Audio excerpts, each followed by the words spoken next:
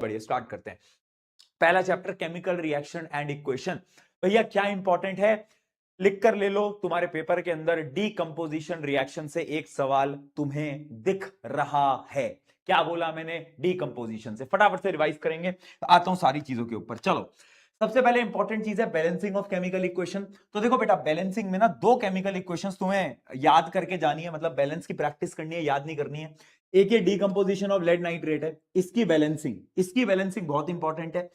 अभी के लिए याद कर लो, 2 2 4 1, 2 2 4 1 इसकी बैलेंसिंग होती है, किसकी, लेड नाइट्रेट की। ठीक है बेटा, बहुत बढ़िया। एक इसकी बैलेंसिंग बहुत इंपॉर्टेंट है MnO2 की, इसकी MnO2 की। तो इसकी बैलेंसिंग देख लो, यहां पर बेटा दो हाइड्रोजन है, यहां पर एक हाइड्रोजन है, तो इस वजह से यहां पर दो लगा देंगे। जैसे ही आप यहां पे दो लगाओगे तो आप एक बार, नहीं एक मिनट रुको, ओहो ओहो ओहो, क्या कर दिया। यहां पर ऑक्सीजन कितने हैं, यहां पर ऑक्सीजन दो हैं, यहां पर कितने हैं, यहां पर ऑक्सीजन एक है। तो सबसे पहले क्या करोगे, तुम इसको दो से मल्टीप्लाई कर सकते हो। ठीक है, इसको दो से तुम मल्टीप्लाई कर सकते हो।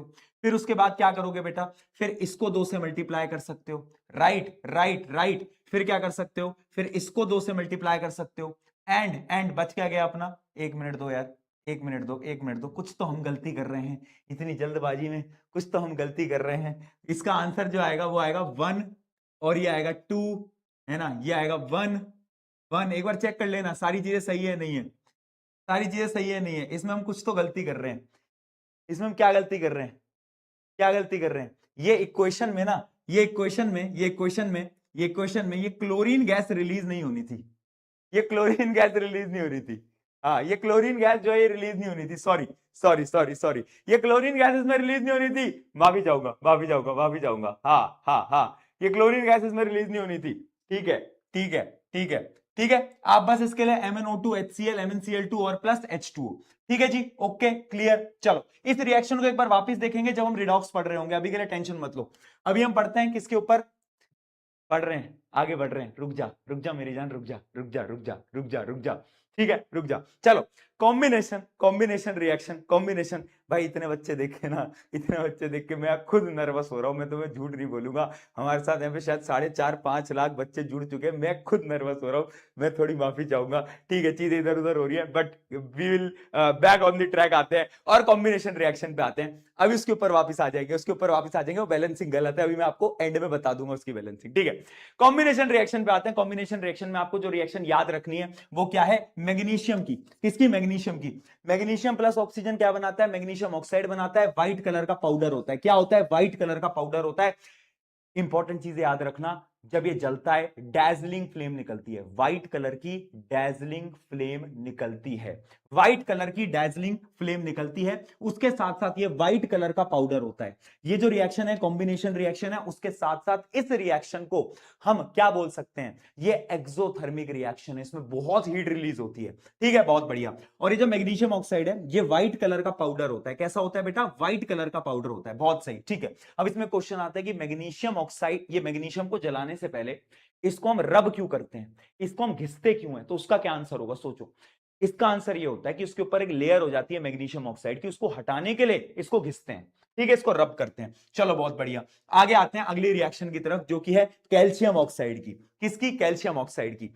कैल्शियम ऑक्साइड यानी क्या होता है, ये अपना क्विक लाइम को अगर हम पानी में डालते हैं तो ये क्या बनाता है, कैल्शियम हाइड्रोक्साइड बनाता है। क्या बना रहा होता है, कैल्शियम हाइड्रोक्साइड। ये एक रिएक्शन एक्सोथर्मिक है, बहुत हीट निकलती है, बहुत हीट निकलती है। ठीक है, बहुत हाईली एक्सोथर्मिक प्रोसेस है और ये एक प्रकार का कॉम्बिनेशन रिएक्शन है। ठीक है, यहां पर एक चीज और आपको याद रखनी है कि ये जो स्लेक्ड लाइम होता है, इसकी रिएक्शन होती है CO2 के साथ, यानी कार्बन डाइऑक्साइड के साथ, और ये बनाता है कैल्शियम कार्बोनेट। क्या बनाता है, कैल्शियम कार्बोनेट। ठीक है भाई, बहुत बढ़िया। क्या बना रहा है, कैल्शियम कार्बोनेट ये बना रहा होगा। ठीक है भैया, इतनी चीजें समझ में आ गई, ये क्लियर है। ये जो कैल्शियम कार्बोनेट है ये कहां पे काम आता है, वो जो व्हाइट वॉशिंग होती है ना, उसमें जो शाइनी फिनिश आता है वो इसकी वजह से आता है। ठीक है भैया, बहुत बढ़िया, इतना क्लियर हो गया। चलो, अब यहां पर ना एक डिफरेंट क्वेश्चन आता है आजकल पेपर के अंदर, वो तुम्हें याद रखना है, जो कि पेपर में तुम्हें दिख सकता है। वो ये है कि अगर हम कैल्शियम कार्बोनेट में से वापिस से कार्बन डाइऑक्साइड को पास करें तो क्या होगा। तो अगर आप कार्बन डाइऑक्साइड को पास करते जाओगे ना, तो पता क्या बनेगा, तो बनेगा कैल्शियम बाइकार्बोनेट। ये क्या है, कैल्शियम बाइकार्बोनेट। और ये मिल्क ही नहीं होता, तो वो जो मिल्कीनेस आई थी ना, वो मिल्कीनेस डिसअपियर हो जाती है, तो मिल्कीनेस विल बी डिसअपियर्ड। क्या बोलोगे बेटा? Milkiness will be disappeared. ठीक है, बहुत बढ़िया, मिल्कीनेस विल बी डिसअपियर्ड, बहुत बढ़िया। चलो इतनी चीज क्लियर हो गई, अगली रिएक्शंस पे आते हैं। अच्छा, एक्सोथर्मिक और एंडोथर्मिक के एग्जांपल याद रखना, एमसीक्यू में पूछा जा सकता है। अगर मैं एक्सोथर्मिक की बात करूं, तो जो बर्निंग ऑफ मीथेन होती है उसमें हीट रिलीज होती है, ठीक है। अगर ये सबसे इंपॉर्टेंट है, decomposition of vegetable into compost, अगर वेजिटेबल कंपोस्ट में कन्वर्ट हो रही है तो वो भी एक प्रकार का क्या है, डीकंपोजिशन रिएक्शन है, और उसमें हीट रिलीज होती है, यानी ये एक्सोथर्मिक है, ठीक है। रेस्पिरेशन, जो रेस्पिरेशन का प्रोसेस होता है हमारी बॉडी के अंदर, उसमें एनर्जी रिलीज होती है, एक्सोथर्मिक। लेकिन जो फोटोसिंथेसिस होता है बेटा प्लांट्स के अंदर, वो क्या होता है, एंडोथर्मिक, उसमें एनर्जी देनी पड़ती है। भैया मोदी जी को फोन मिला लो, बाद में करेंगे बेटा, लास्ट में करें, लास्ट में। ठीक है, बहुत बढ़िया, आगे बढ़ते हैं।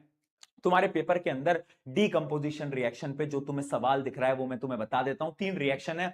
सबसे पहले थर्मल डीकंपोजिशन। थर्मल डीकंपोजिशन आपको पढ़ना है, कैल्शियम कार्बोनेट को अगर हम हीट करते हैं तो क्विक लाइम प्लस CO2 के अंदर कन्वर्ट हो जाता है। अच्छा, मुझे एक बात बताओ, CO2 का टेस्ट क्या होता है? CO2 का टेस्ट क्या होता है? Lime water test. पेपर में पूछा जाए तो लिख कर आओगे लाइम वाटर टेस्ट, ठीक है। अगली reaction, crystals of ferrous sulphate. ये जो क्रिस्टल्स होते हैं फेरस सल्फेट के, इनका कलर क्या होता है बेटा? ग्रीन होता है, ग्रीन कलर के होते हैं। जब आप इनको हीट करते हो, तो पता है क्या होता है, ये टूट जाते हैं। किसके अंदर टूट जाते हैं? ये FeSO4 के अंदर टूट जाते हैं पहले तो, और इनका कलर होता है व्हाइट। और हीट करते हो तो ये टूटता है फेरिक ऑक्साइड प्लस SO2, इसके अंदर प्लस SO2 और प्लस SO3, ठीक है।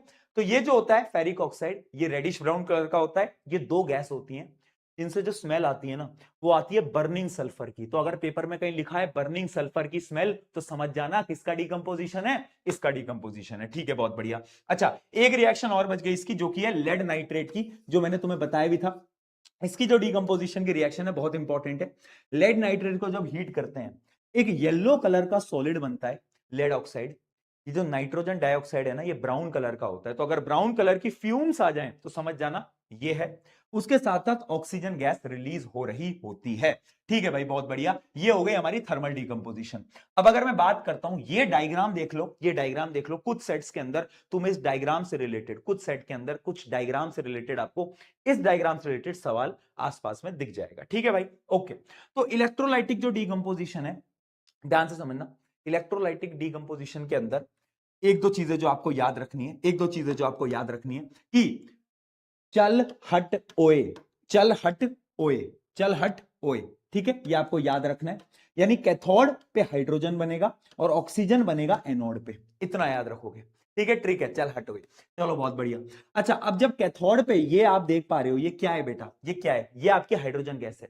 हाइड्रोजन गैस और ऑक्सीजन गैस का जो वॉल्यूम वाला रेशियो होता है, वॉल्यूम का रेशियो वो 2:1 होता है, और अगर मैं उनके मास के रेशियो की बात करूं तो 1:8 होता है, याद रखना, ठीक है, पेपर में आ जाएगा, याद रखना, ठीक है, बहुत बढ़िया, बहुत बढ़िया। चलो इतनी चीज क्लियर है। अच्छा, अब एक चीज पूछी जाती है कि जो इलेक्ट्रोड होती है ये किस मटेरियल की बनी होती है? ये ग्रेफाइट मटेरियल की बनी होती है।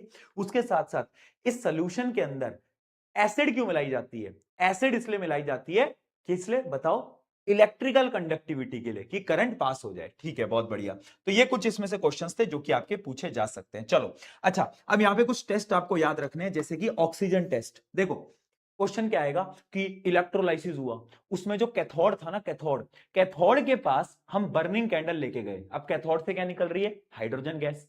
हाइड्रोजन गैस के पास कैंडल लेके जाओगे तो क्या होगा? पॉप साउंड आएगा, पॉप साउंड आएगा, ठीक है।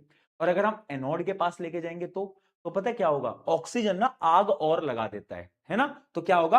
When glowing flint is inserted into the gas it relights, यानी वो जलने लगता है, वो आग और तेज हो जाती है, ब्राइटर हो जाती है, ठीक है। अच्छा, कार्बन डाइऑक्साइड का टेस्ट तो तुम्हें पता ही है। हाइड्रोजन का टेस्ट होता है पॉप साउंड टेस्ट। क्या होता है? Pop sound test. चलो बहुत बढ़िया, इतनी चीजें याद रहेगी। अब आता है फोटोलाइटिक डीकंपोजिशन। अगर मुझसे तुम पूछोगे, मुझे ऐसा लगता है कि तुम जब पेपर देने जाओगे कुछ कुछ सेट्स के अंदर आपको सवाल दिखेगा इसका, फोटोलाइटिक डीकंपोजिशन का, ठीक है। फोटोलाइटिक डीकंपोजिशन में क्या होता है? AgCl व्हाइट कलर का होता है, जब इसको सनलाइट में रखते हैं तो टूट जाता है, किसके अंदर, सिल्वर और क्लोराइड, क्लोराइड गैस उड़ जाती है और इसका जो कलर है वो व्हाइट से ग्रे में हो जाता है, किसमें, व्हाइट से ग्रे में हो जाता है। इसी के साथ साथ एक और रिएक्शन है AgBr की, ये येलो कलर का होता है, इसको भी जब बाहर रखते हो तो ये भी सिल्वर में टूट जाता है और ग्रे हो जाता है, ठीक है, बहुत बढ़िया।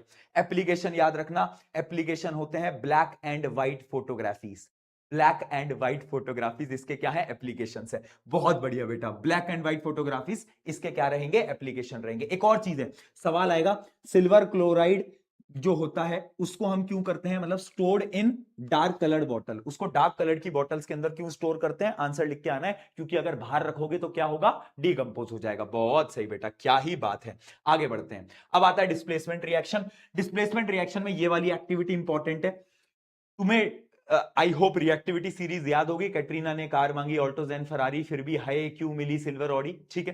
तो जो हाई रिएक्टिव होगा वो लो वाले को डिस्प्लेस कर देगा। जैसे कि इसके अंदर क्या होता है, ब्लू कलर का सोल्यूशन होता है, कैसा होता है बेटा, ब्लू कलर का। ये आयरन जो होता है इसको डिस्प्लेस कर देता है, FeSO4 बनाता है, इसका कलर ग्रीन होता है और कॉपर अलग हो जाता है, और आयरन की नेल के ऊपर एक ब्राउन कलर की कोटिंग आ जाती है। कैसी कोटिंग आ जाती है, ब्राउन कलर की, ठीक है भाई, बहुत बढ़िया बहुत बढ़िया। बट ये रिएक्शन अगर उल्टी हो, FeSO4 प्लस Cu, क्या रिएक्शन अब हो सकती है, पॉसिबल ही नहीं है। हाई रिएक्टिव वाले को लो रिएक्टिव डिस्प्लेस नहीं कर सकता, ठीक है, बहुत बढ़िया, ये चीज तुम्हें क्लियर हो गई।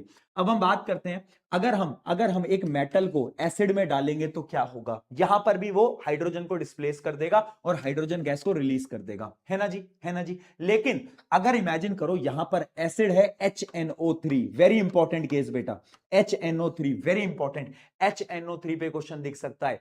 HNO3 अगर यहां पर है तो क्या हाइड्रोजन रिलीज होगी, नहीं होगी, याद रखना, क्यों, क्योंकि HNO3 is a oxidising agent, वो हाइड्रोजन को ऑक्सीडाइज करता है और उसे वाटर में कन्वर्ट कर देता है, ठीक है।